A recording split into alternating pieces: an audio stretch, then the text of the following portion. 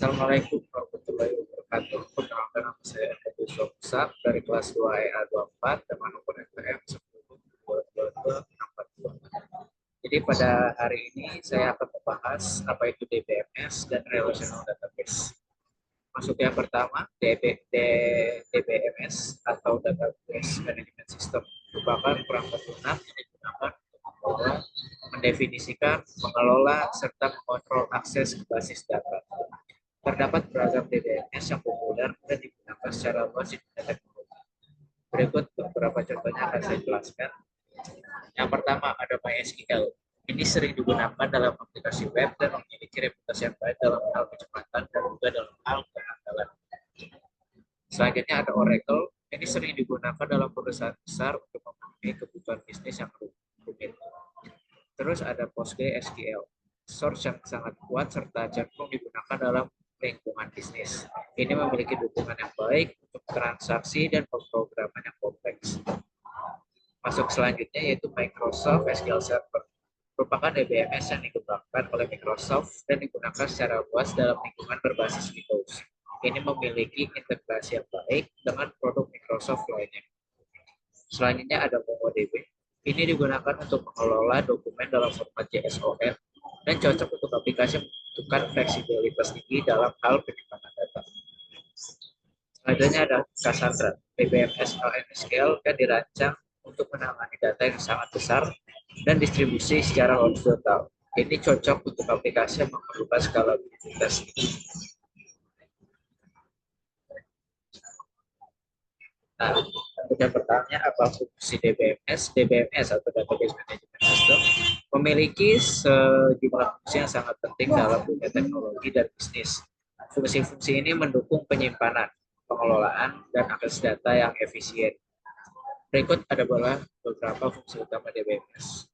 Yang pertama ada kemudahan akses administrasi data, keamanan data, sentralisasi data, data definition, data manipulation, data security and integrity, data recovery and concurrency, data dictionary, dan performance. Masuk ke jenis-jenis DBMS. Yang pertama ada RDBMS atau Relational Database Management System. RDBMS, data disimpan dalam tabel yang terdiri dari baris dan juga kolom. Setiap tabel memiliki kunci utama yang memungkinkan untuk mengidentifikasi secara unik setiap baris dalam tabel.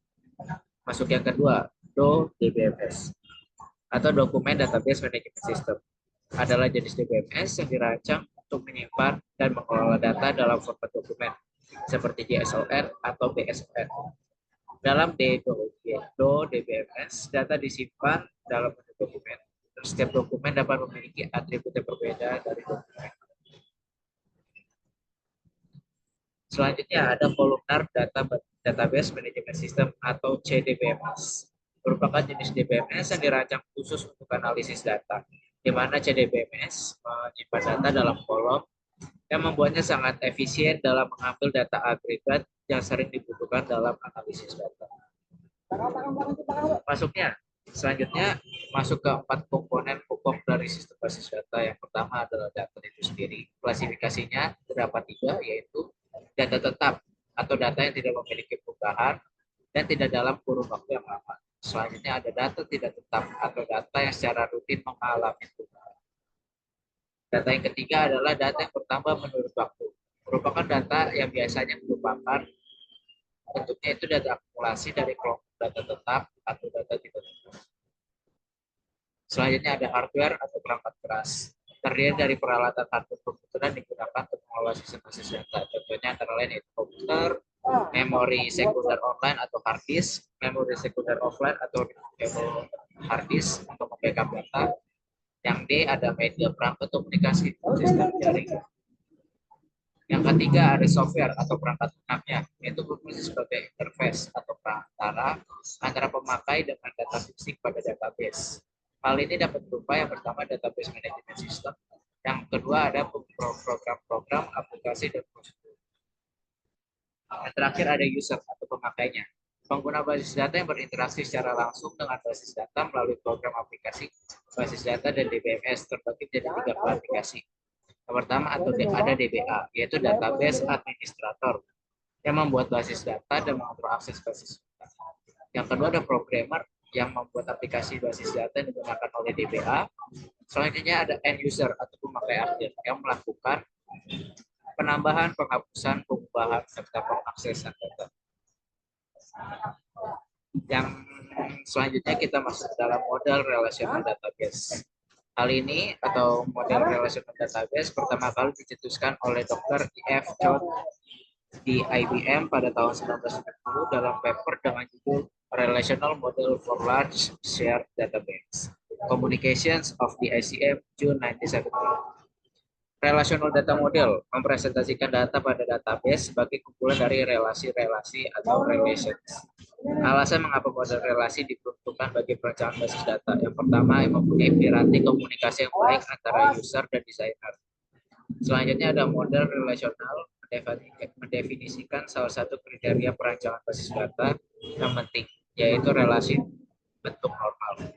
Selanjutnya ada struktur data yang dipresentasikan oleh relasi, dapat dikonversikan dan diimplementasikan ke dalam RDBMS.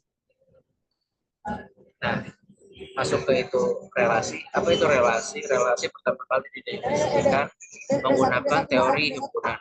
Cara termudah untuk mendefinisikan sebuah relasi adalah sebagai sebuah tabel di mana data-datanya disimpan dalam baris tabel. Berikut contoh tabelnya: persen ID, P1, P4, P3, P2 dengan data lahirnya Januari 62, Februari 65, Agustus 33, Juli 48 dengan nama-nama yang berbeda: Joe, Mary, Andrew, dan Joe. Portnya P3, P2, P2, P3, P3, P4, Prod 1, Prod 2, Prod 3, Prod 2, Prod 1, Prod 3. Struktur logik. Representasi logik berarti bahwa sebuah relasi harus yang pertama tidak terdapat duplikasi baris. Urutan baris tidak diperhatikan, serta setiap kolom dalam sebuah relasi mempunyai nama yang unik. Keuntungan basis data relasional, bentuknya yang sederhana, serta mudah untuk melakukan interaksi berbagai data. Berikut ada beberapa istilah relational key. Yang pertama super key, atau satu atribut atau kumpulan atribut yang secara unik mengidentifikasi sebuah tupel dalam relasi. Yang kedua ada candidate key, atribut di dalam relasi yang biasanya mempunyai nilai unik. Selanjutnya ada primary key atau candidate key yang dipilih untuk mengidentifikasi tupel secara unik dalam relasi. Selanjutnya ada alternate key, di mana candidate key yang dipilih untuk mengidentifikasi tupel secara unik dalam relasi. Selanjutnya ada foreign key, atribut dengan domain yang sama yang menjadi kunci utama pada sebuah relasi, tetapi pada relasi lain atribut tersebut hanya sebuah atribut. Demikian presentasi dari saya, kurang lebihnya mohon maaf. Wassalamualaikum warahmatullahi wabarakatuh.